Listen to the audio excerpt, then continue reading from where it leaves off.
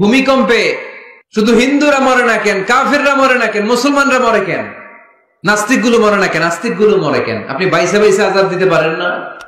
মুসা আলাইহিস সালাম আল্লাহর প্রশ্ন করলেন, আল্লাহ আপনি যখন আযাব দেন, গজব দেন, ওই এলাকার সবার উপরে দেন কেন? আযাব আর গজব তো নাফরমানদেরকে দিবেন। আল্লাহ বললেন, আমি উত্তর দিব না, কিছুক্ষণ পরে নিজেই উত্তর পেয়ে যাব। আপনার সামনে আপনার বোনের বয়সের একটা মেয়েকে কিছু বখাটে ছেলেরা ইফটিজিং করে আপনি দেখে না দেখার ভান করে চলে আসেন, এরকম আছে না নাই? দাঁড়িয়ে যান, থামায় দেন। আপনি ছেলেরা বেয়াদবি করলে থামায় দেন, রাস্তায় উল্টা পাল্টা করলে থামায় দেন, অন্যায় দেখলে রুখে দাঁড়ান, তাহলে এই সমাজটা সোজা হয়ে যাবে, ঠিক কিনা? তা না হলে আযাব আর গজব যখন আসবে শুধু ওদের উপর আসবে না, আমাদের উপর আসবে, ঠিক কিনা? বন্যা যখন আসে বাংলার জমিনে, যখন বন্যা হয় শুধু হিন্দু ভাইরা ডুবে ডুবে মরে, শুধু নাস্তিকেরা মরে, খ্রিস্টানেরা মরে, বেনামাজি মরে, নাকি লগে নামাজিও মরে? নামাজি মরে না? আপনি লঞ্চের 2 তলায় থাকেন, লঞ্চের কয় তলায়? নিচতলার এক লোক হাতুড়ি নিয়ে লঞ্চের তলা ফুটা করতে আরম্ভ করছে। আপনি ভাবলেন আমার কি, আমি থাকি 2 তলায়, ও ফুটা করলে ও মরবে, ও মরবে, ও মরবে। এই লঞ্চের ভরাডুবি থেকে আপনিও বাঁচতে পারবেন না, চিল্লায় বলেন ঠিক কিনা? ও যখন মরবে আপনিও মরবেন। আযাব আর গজব যখন আসে, ওয়াত্তাকু ফিতনাতাল্লা তুসিবাল্লাযিনা যালামু মিনকুম খাসসা, ফিতনা যখন শুরু হয়, আযাব আর গজব যখন আসে, তখন খাস ভাবে শুধু জালিমদের উপরে আসে না, আলেমদের উপরও আসে, আল্লাহর ওলিদের উপরও আসে। তুমি দরগার মধ্যে বসে বসে জিকির করো, সমাজটারে ঠান্ডা করলা না কেন? তুমি তাসবিহ হাতে নিয়ে বসে আছো, সমাজের মধ্যে ক্যাসিনো ব্যবসা চলে কেমন করে? সমাজটারে তুমি চেঞ্জ করলা না কেন? তোরে বসে বসে জিকির করতে কইছে কে? তোরে তাসবিহ নিয়ে খেয়ে খেয়ে পেটটারে বড় করতে বলেছে কে? তুমি একা জান্নাতে যাবা, আযাব আর গজব তোমারও ছাড়বে না, চিল্লায় বলেন ঠিক কিনা? ডেঙ্গু যে হয়েছিল বাংলাদেশে কিছুদিন আগে, শুধু হিন্দুরা মরছিল? সব নাস্তিক গুলা মরে গেছিল? মুসলমানও মরছে, ঠিক কিনা? মুসা আলাইহিস সালাম আল্লাহর প্রশ্ন করলেন, আল্লাহ আপনি যখন আযাব দেন, গজব দেন, ওই এলাকার সবার উপরে দেন কেন? আযাব আর গজব তো নাফরমানদেরকে দিবেন, ওই এলাকার ভালো লোকদেরকেও দেন কেন? ভূমিকম্পে শুধু হিন্দুরা মরে না কেন, কাফিররা মরে না কেন, মুসলমানরা মরে কেন, নাস্তিক গুলো মরে না কেন, আস্তিক গুলো মরে কেন? আপনি বাইসে বাইসে আযাব দিতে পারেন না? আল্লাহ বললেন, আমি উত্তর দিব না, কিছুক্ষণ পরে নিজেই উত্তর পেয়ে যাব। মুসা আলাইহিস সালাম হাঁটতে হাঁটতে হঠাৎ ক্লান্ত হয়ে পড়লেন, একটা গাছের নিচে তিনি শুয়ে পড়লেন। হঠাৎ করে ঘুম চলে আসলো। ওই গাছের পাশে ছিল 20 পিঁপড়ার বাসা। 20 পিঁপড়া চিনেন? কামড় দিলে খুব আরাম লাগে, তাই না? কেমন লাগে? ব্যথা লাগে? খুব ব্যথা লাগে না? 3-4টা 20 পিঁপড়া ওই 20 পিঁপড়ার বাসা থেকে এসে সাইয়েদনা মুসা আলাইহিস সালামের পায়ের মধ্যে কামড়াতে আরম্ভ করলো। মুসা আলাইহিস সালামের মেজাজ তো খুব নরম ছিল, তাই না? খুব গরম মেজাজের নবী ছিলেন, রেগে যেতেন, খুব সাহসী ছিলেন। এই 2টা ক্যারেক্টার খুবই সাহসী, এক হচ্ছে মুসা আলাইহিস সালাম, আর এক হচ্ছে সাইয়েদনা ওমর ফারুক, ঠিক কিনা? ওনাদের কথার চাইতে হাত চলতো আগে। এরকমও দরকার আছে না নাই? মায়ের উপরে ওষুধ নাই, মায়ের ভিতরে ভিটামিন আছে, ঠিক কিনা? মাঝে মাঝে এই ভিটামিনের দরকার আছে না নাই?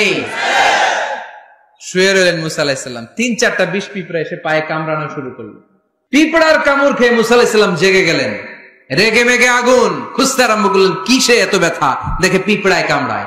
এই 3-4টারে তো মারলই, পাশে দেখে পিঁপড়ার বাসা, পুরা বাসাটারে পা দিয়ে ভেঙে চুরে ছারখার। রাব্বুল আলামিন ডেকে বললেন, মুসা পিঁপড়া কামড় দিছিল কয়টা? কয় 3টা। তাইলে পুরা পিঁপড়ার বাসা ভাঙলা কেন? কামড় দিয়েছে 3-4টা পিঁপড়া, পুরো পিঁপড়ার বাসাগুলোরে ডলে ডলে পিষে শেষ করলা কেন? আল্লাহ ডেকে বললেন, মুসা আযাব আর গজব যখন আমি পাঠাই, জালেমরা যেমনি মরে, আলেমরাও মরে। এজন্য আপনি আলেম হয়ে বসে থাকলে, খানকার ভিতরে বসে থাকলে দেশ চলবে না। খানকার ভিতরে বসে থাকলে গোটা বিশ্ব যদি শয়তানের রাজ্য চলে, আপনি মুক্তি পাবেন না। গোটা বিশ্বটা ঠিক করার জন্য আল্লাহ আপনারে পাঠাইছে। এত মানুষের দরকার নাই, সংস্কারবাদী একজন পারে বাংলাদেশকে সংস্কার করে দিতে, ঠিক কিনা? যুগ জামানা পাল্টে দিতে চাই না অনেকজন, এক মানুষই আনতে পারে জাতির জাগরণ। এক মানুষই বিপদকালে বাঁচায় কাফেলায়, ক্ষুদ্র ডিঙ্গি বাঁচায় জাহাজ অসীম দরিয়ায়। এজন্য একা একা মুসল্লি সাইজেন না, সমাজটারে মুসল্লি বানাইতে হবে। একা একা সালাত পড়েন না, আশেপাশে সবারই নিয়ে মসজিদে ঢুকতে হবে, আওয়াজ তুলে বলেন ঠিক কিনা। এজন্য আল্লাহ বললেন আল আমিরুনা বিল মারুফ ওয়ান নাহুনা আনিল মুনকার, ভালো কাজের আদেশ করবে, মন্দ কাজের নিষেধ করবে। মন্দ কাজ যদি, খারাপ কাজ যদি কেউ দেখে, ক্ষমতা থাকে হাত দিয়ে থামায় দেন, ক্ষমতা না থাকলে মুখ দিয়ে এটার বিরুদ্ধে বলতে আরম্ভ করে দেন, ফেসবুকে লেখালেখি শুরু করে দেন। তাও যদি না পারেন, মনে মনে ওইটারে ঘৃণা করেন, মনে মনে প্ল্যান প্রোগ্রাম করেন কেমন থেকে এই সমস্যাটা সমাজ থেকে দূর করা যায়, ঠিক কিনা। চুপ থাকা যাবে না, অন্যায় দেখে চুপ থাকা যাবে। আস-সাকিতু আনিল হাক্কি শাইতানুন আখরাস, অন্যায় দেখে যেটা চুপ থাকে, বিশ্বনবী বললেন এটা মুমিন নয়, এটা বোবা শয়তান।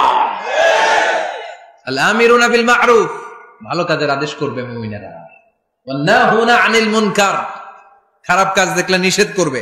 ওয়াল হাফিযুনা লিহুদুদিল্লাহ ওয়া বাশশিরিল মুমিনিন, মুমিন বান্দারা আল্লাহর দেয়া হুদুদকে লঙ্ঘন করে না, আল্লাহর দেয়া যে সীমানা এটাকে লঙ্ঘন করে না, এটাকে হেফাজত করে।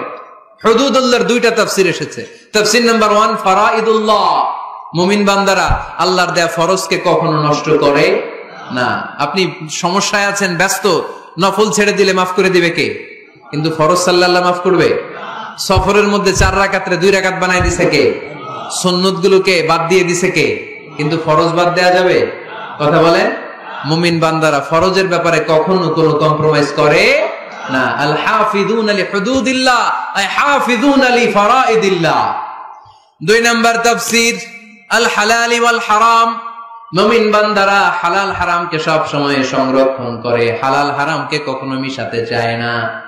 অনেকে আছে ইনকাম যখন করে হালালও খায় হারামও খায়, আছে না নাই?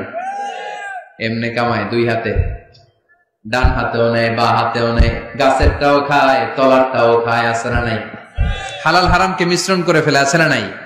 না, মুমিনরা কখনো হারাম খেতে পারে না। মুমিনরা সব সময় হালাল অবলম্বন করে। হালালে বরকত, হালাল পরিবেশ বান্ধব, হালালটাই রুচি সম্মত, হালালটাই সম্মানজনক, ঠিক কিনা। হারামে কোনো বরকত নাই, বরকত সব হালালে। বলেন তো গরু খাওয়া হালাল না হারাম? সবাই বলেন। কুকুর খাওয়া? কি জবাই হয় বেশি প্রতিদিন কসাইখানায়? গরু না কুকুর? কুরবানিতে কি জবাই করেন? বিয়ের অনুষ্ঠানে, সুন্নাতে খাতনায়, সব জায়গায় গরু জবাই হয়। কুকুর জবাই হয়? গাভী বছরে বাচ্চা দেয় কয়টা? একটা। কুকুর দেয় কয়টা? 6টা, 7টা, 8টা। এদের তো কোনো ফ্যামিলি প্ল্যানিং নাই, দিতে থাকে দিদা আসছে। তো গরু জবাই হইল বেশি, খাইলাম বেশি, কিন্তু বাচ্চা দিল কম। কুকুর জবাই হইল না, খাইলামও না, বাচ্চাও দিল বেশি। তারপরেও বলেন তো বাংলাদেশে গরু বেশি না কুকুর বেশি? এর কারণ গরু খাওয়া হালাল, হালালে বরকত ঢুকায় দিয়েছে কে? এজন্য মুমিন কখনো হারাম অবলম্বন করে না, মুমিন সব সময় হালাল অবলম্বন করে। কারণ মুমিন ভালো করেই জানে হারামে কোনো বরকত নাই, কিন্তু হালালের পুরোটাতেই বরকত দিয়েছে কে?